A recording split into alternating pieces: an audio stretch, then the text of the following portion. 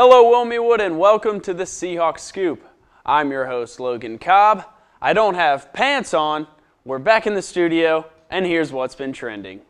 Charlotte Mayor Patrick Cannon has resigned after the FBI arrested him for taking almost $50,000 in bribe money. Unfortunately for Cannon, the person who was giving out the bribes was an undercover FBI agent, so there's almost no chance of him getting out of this one.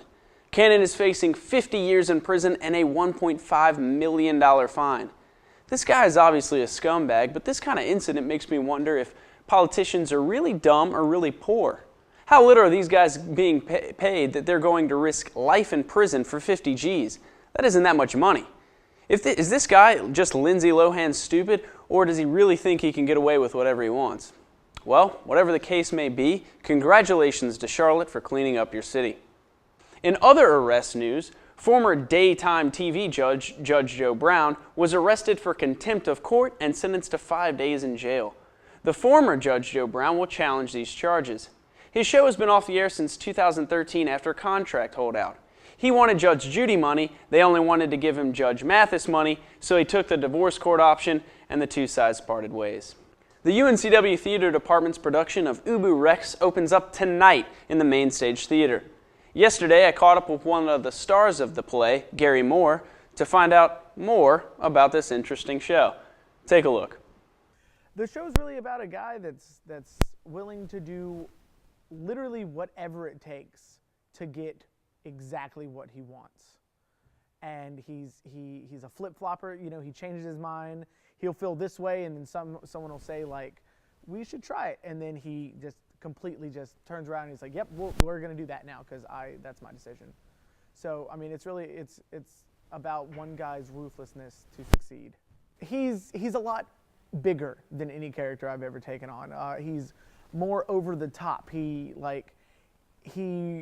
is very influenced by everything going on around him in very positive and very negative ways. So he will he's like the Shang Tsung, it's a Mortal Kombat reference, of this show.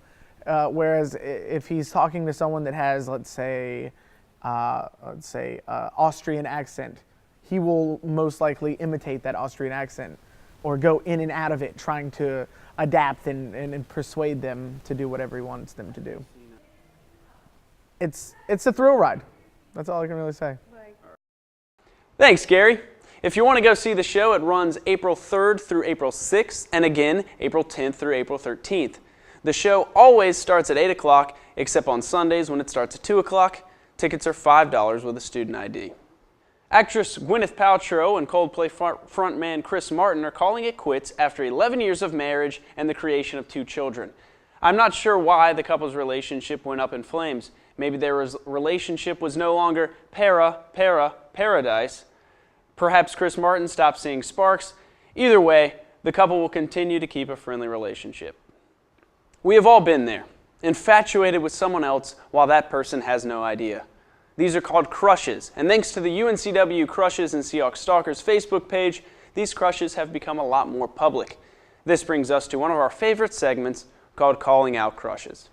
Crush number 7045, anyone. Crush number 6934. Someone please date me. You can pick the movie. Crush number 7037, queso. Well, that about wraps it up for this week's edition of the Seahawk Scoop. I have been your pantless host, Logan Cobb, and thanks as always for tuning in.